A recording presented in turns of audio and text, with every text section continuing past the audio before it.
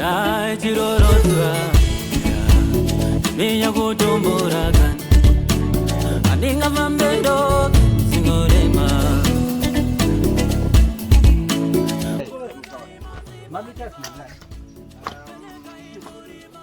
Right, apa takupinda kuma dark caves anditi takwenda kuma dark caves wazukuru saka hande munozvionera kuti zvinhu zviri kuitika kupasi ikoko.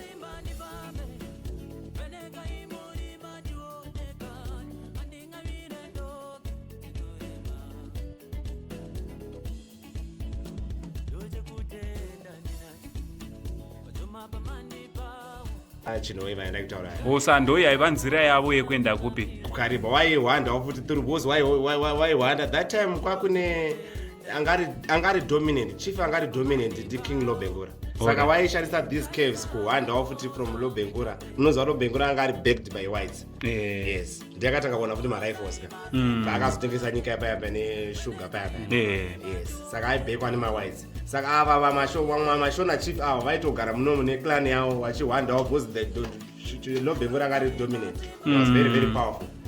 Saka vamwe vaitohwanda munomu vaitobuda nomu vainobudirira uchi kukaribha vachitiza kuti pasi pari kufambwa. Yes even waihwandawo kuti varungu kwehondo yechimurenge yaya varungu they never know kuti pasi apa pane tunnel.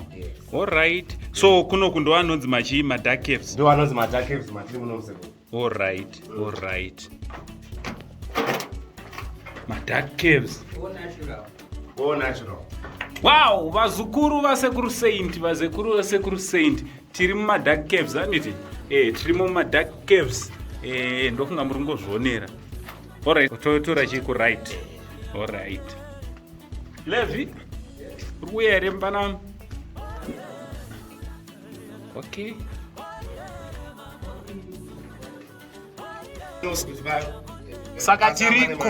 saka tiriko hapana anoziva tiri pasi apa paneya tiripo pama-undergrounds panapa anditi aiwa vazukuru handikunyeperai.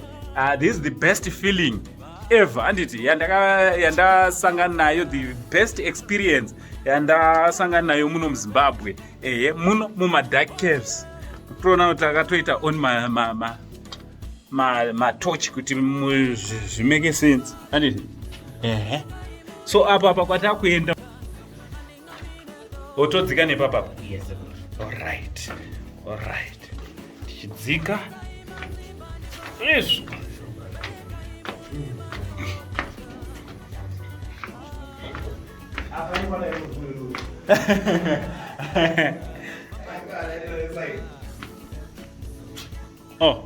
kotadzoka futi kumvura kuyavo ndonyaya yachona.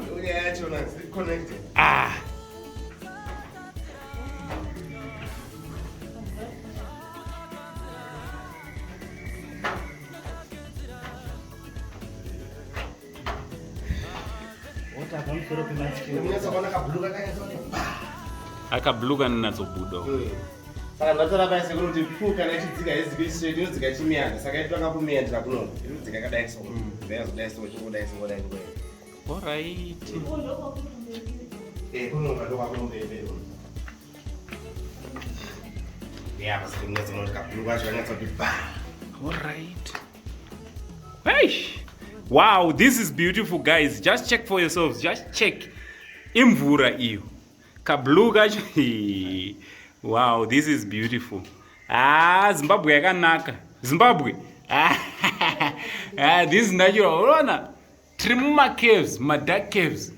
Wow, this is beautiful. This is beautiful. This is beautiful. This is beautiful. Ow. Izvo zvakanaka izvi. Chinyika chedu chakanaka wakomana. Zvimwe zvese ngatizotaure hedu asi nyika inoika nyika yezimbabwe yakanaka vanoita geography especially maform 3 ndingati form 3 and above vanouya vachidzidza futi geography kuno kusekuru dzakazara kuno kusekuru. Alright. Yes mukuona this one stalactite tine mastalactite and stalagmite. Yes saka G anoreva for the ground saka stalagmite. Alright. Yeah stalagmite ndo sekuru ari mudenga mukuona anorembera aya. Yes Alright. yes ano-originator from the geography inotaura kuti ano-originator from the roof of the cave achidropa mazvona, whereas aya ano-originator from the ground. Yes muzvona. Saka geography dzakazara kunoko hazukuru vasekuru mukauya munodzidza kunoko dakuti munyongedzera apo sekuru. Look stalagmite nestalactite zvikabatana zvinofoma an earth pillar. So ndo earth pillar iyi chachisipo kubva ichi chachisipo ichi yatova earth pillar iyi. Alright. Yes muri kuona sekuru izvi zvakazongodembuka hazvo izvi but ndo anditi mastalagmite anorembera from the roof. Yes but that one it's an earth pillar chachisipo ichi. Saka malandforms aritoriko kunoku kuChinhoyi Caves wese vanostudy geography. Mukuona tenzai kamera mukuona sekuru this is limestone rock. Limestone rock munowanikwa calcium inozoshandiswa kugadzisa mushonga wemazino. Munowanikwa futi lime inozoshandisa kucorrecta soil pH muma-agricultural fields. Yes but pane chimwe chinhu sekuru chinonakidza chada kuti muone panapa ndonesa vasukuru eni panapa. Yes look here it's a side view of a lion. Yes muri kuona. Yes the eye ziso iri rinoe. Yes uyu muromo yakavhura muromo. Malower jaws upper jaws iyi mhino iyi. Side view yakataisa iyi mvere manje it's a male lion.